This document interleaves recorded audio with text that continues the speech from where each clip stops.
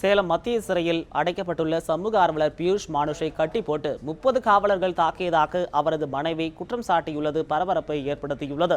சேலத்தில் முள்வாடி பகுதியில் ரயில்வே மேம்பாலம் கட்டுவதற்கு தேவையான நிலங்களை கையகப்படுத்தாமல் மேம்பால பணிகளை தொடங்குவதற்கு எதிர்ப்பு தெரிவித்து சமூக ஆர்வலர் பியூஷ் மானுஷ் போராட்டத்தில் ஈடுபட்டார்.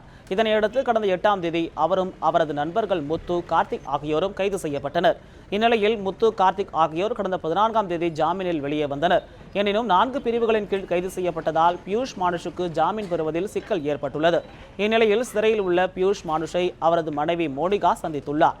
அப்போது காவலர்கள் 30 பேர் சேர்ந்து தன்னை கட்டி போட்டு அடித்ததாக மோனிகாவுடன் மானுஷ் தெரிவித்துள்ளார். இதனை இன்று செய்தியாளர்களிடம் தெரிவித்த மோனிகா, பியூஷ் மானுஷை உடனடியாக விடுதலை செய்ய தமிழக அரசு நடவடிக்கை எடுக்க வேண்டும் எனவும் வேண்டுகோள் விடுத்துள்ளார். அப்புறம் பியூஷ் எனக்கு சொன்னாங்க, எப்படியோ நான் இங்கேருந்து வெளில வந்துடணும், எனக்கு ரொம்ப அடிக்கிறாங்கன்னு அவர் காட்டிட்டு இருந்தாங்க எனக்கு.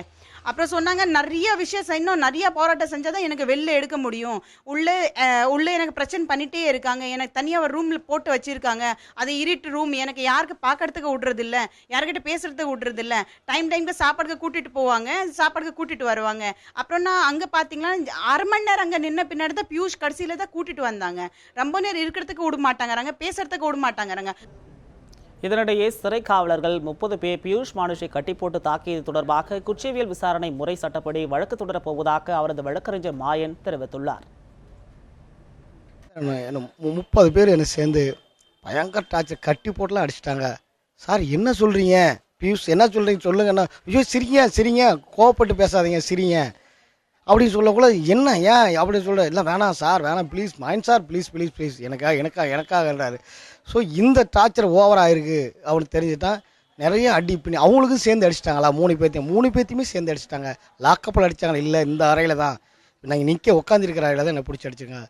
சார் இது ரொம்ப மனித உரிமை மீறல் சார். இது எனக்கு கேட்டால் ஒரு சமூக சேவை செய்கிற நபர் இவர்கிட்ட போடுற செக்ஷனு சாதாரண ஒரு பெயிலபிள் நான் பெயிலபிள் பைனான்ஸ் பார்ட் 2 அவ்வளோதான். வேறு இந்த இப்போ போட்டு கூட அரெஸ்ட் பண்ணதில்லை. இந்த அளவுக்கு டார்ச்சர் பண்ணுங்கிற ஒரு நிலைமை உருவாக்கக்கூடாது.